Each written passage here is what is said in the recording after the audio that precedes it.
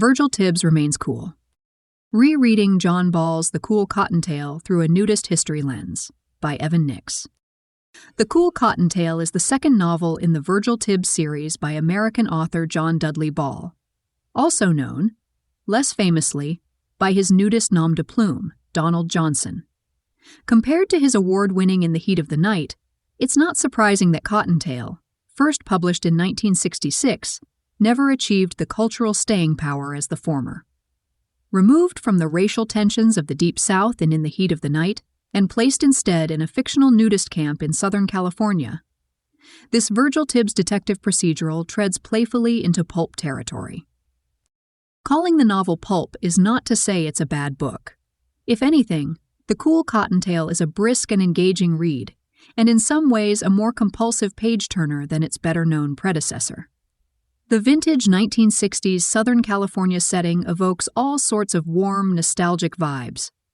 The plot centers around the investigation of a murdered cottontail, who was found floating in a nudist camp pool.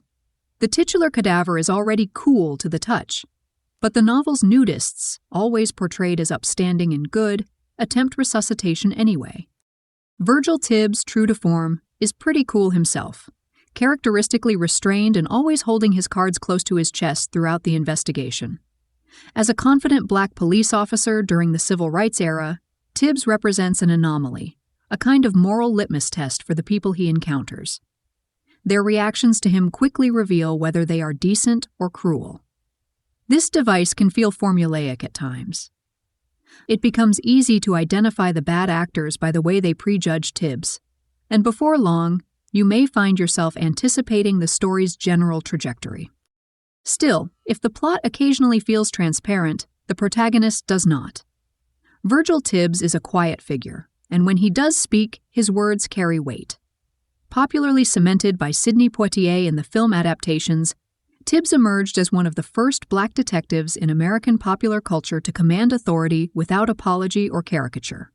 He is observant, patient, and perpetually underestimated, a combination that allows him to notice what others miss. Like Columbo and other great screen detectives, he reveals truths that were present all along, hiding in plain sight. At the same time, Tibbs remains a figure shaped by the limits of his creation. A black man navigating the civil rights era as imagined by a white author writing within it, rendered with dignity and care, and remarkably progressive for the time, but still filtered through a polished idealism where prejudice is present but manageable, and Tibbs's intelligence and restraint are always enough to prevail. Of course, in detective fiction, the hero must always ultimately prevail. In the Heat of the Night, that victory is qualified and uneasy. Tibbs solves the case, but the deeper question lingers. Has anything truly shifted in the people around him, or are they even capable of change? The Cool Cottontail offers no such ambiguity. Its resolution is clean and affirming, a straightforward happy ending that leaves little emotional residue. One could imagine an even lighter denouement, Tibbs skinny dipping alongside the nudists at Sun Valley Lodge, but that would run against his nature. Tibbs remains deliberately aloof. The novel also allows itself a few twists. In one of my favorite moments, Tibbs gets to whoop some ass in a climactic karate fight before catching the killer. John Ball, trained in Aikido himself, describes the action with delightful precision. Whether he's writing for nudist magazines and reporting on the governance of organized nudism under the name Donald Johnson, or in his more commercially popular novels and novellas, Ball's prose is as easygoing and unadorned as an actual nudist. Ball's books, and Johnson's alike, always tended to be short. The man wasted no time with frivolous adjectives.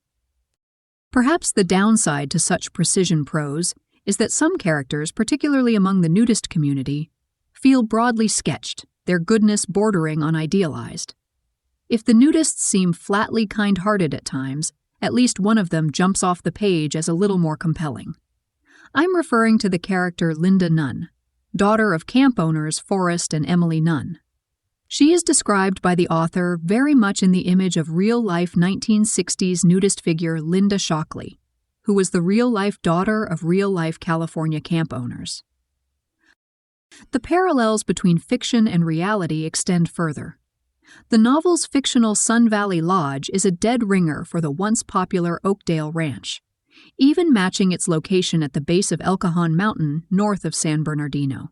As a Southern California-based naturist myself, inhabiting the same physical landscape this book describes 60 years later, and with the benefit of some knowledge of nudist history, the novel reads like a fascinating time capsule.